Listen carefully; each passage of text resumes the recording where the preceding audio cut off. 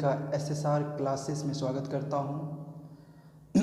आज मैं आपके सामने एक नया topic difference between fraction and rational number लेके आया हूं। तो चलिए शुरू करते हैं आज का टॉपिक। फ्रैक्शन और रेशनल नंबर में क्या अंतर है, क्या डिफरेंस है। बहुत ही कॉमन टॉपिक है, लेकिन कई बार बहुत से बच्चों को दिक्कत होता है इसे समझने में। तो चलिए सबसे पहले हम समझते हैं फ्रैक्शन किसे कहते हैं। Fraction, the numbers of the form p upon q where p and q are whole number and q not equal to 0। जो भी नंबर p अपॉन q के फॉर्म में लिखा हो, जैसे 3/4, उसे हम फ्रैक्शन कहेंगे। कंडीशन ये है कि p और q जो है होल नंबर होना चाहिए। आपको मैंने नंबर सिस्टम में बताया था होल नंबर किसे कहा जाता है। 0, 1, 2, 3 से इन्फिनाइट तक, यानी कि 0 से लेकर इन्फिनाइट तक जितने भी नंबर होते हैं उसे होल नंबर कहते हैं। कंडीशन क्या है?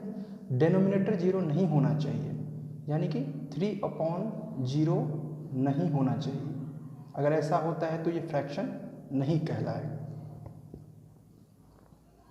अब समझते हैं रेशनल नंबर क्या है। हमने नंबर सिस्टम में रेशनल नंबर के बारे में ऑलरेडी पढ़ रखा है, लेकिन चलिए फिर से एक बार इसके बारे में डिस्कस करते हैं। The numbers of the form p upon q where p and q are integers and q not equal to 0, यानी कि कोई भी नंबर जिसे हम p अपॉन q के फॉर्म में लिख सकते हैं और q 0 नहीं होगा तो उसे हम रेशनल नंबर कहेंगे, जहाँ पे p और q जो है इंटीजर्स होगा। अब देखिए फ्रैक्शन में होल नंबर होगा, यानी कि 0 से पॉजिटिव नंबर, 0 के बाद जितने भी नंबर्स होंगे उसमें पॉजिटिव्स होंगे। इसमें इंटीजर्स की बात कर रहे हैं। मैंने नंबर सिस्टम में आपको बताया था इंटीजर्स किसे कहते हैं। इंटीजर्स में निगेटिव नंबर्स भी आ जाते हैं। यहाँ पे -3/4 अगर हम लिखते हैं तो ये रेशनल नंबर हो सकता है, लेकिन फ्रैक्शन नहीं होगा। ये दोनों में पहला डिफरेंस। दूसरा difference, fraction can never be a negative number. अभी जो मैंने ऊपर में डिस्कस किया कि फ्रैक्शन कभी भी निगेटिव में नहीं हो सकता है, क्योंकि किसी भी चीज़ का अगर हम फ्रैक्शन निकालते हैं तो वो कुछ ना कुछ होगा। निगेटिव का कभी फ्रैक्शन नहीं निकाला जा सकता है। इसी वजह से फ्रैक्शन कभी भी निगेटिव फॉर्म में, यानी कि 3/4 माइनस में नहीं होगा।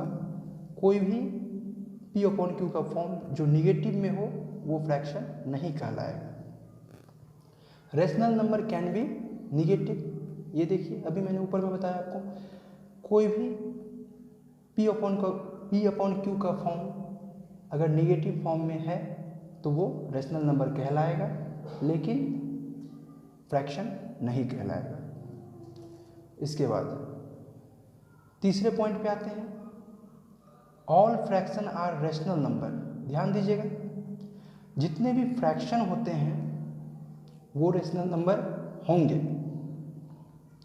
क्या है?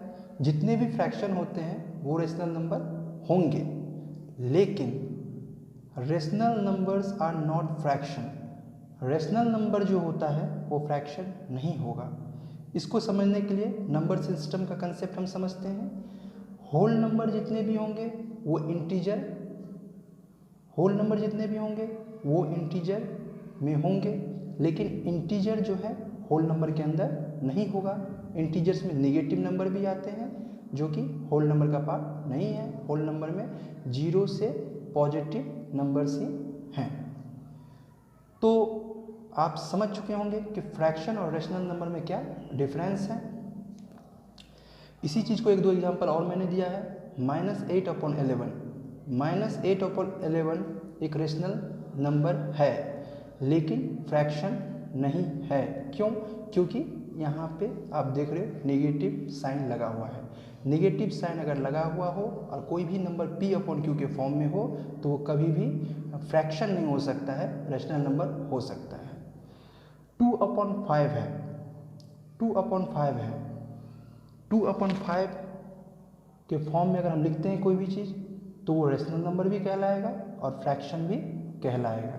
अगर इसमें निगेटिव लगा देते हैं तो ये सिर्फ रेशनल नंबर कहलाएगा, फ्रैक्शन नहीं कहलाएगा। लेकिन दोनों में एक कॉमन चीज़ है कि P/Q के फॉर्म में अगर हम कोई भी नंबर को लिखते हैं, जैसे 3/4, ये फ्रैक्शन भी है, रेशनल नंबर है, लेकिन 3/0 ना तो फ्रैक्शन है ना ही रेशनल नंबर है। मुझे ऐसा लगता है कि अब आप फ्रैक्शन और रेशनल नंबर में डिफरेंस समझ चुके हैं। अगर आपको ये वीडियो अच्छा लगता है लाइक सब्सक्राइब करें।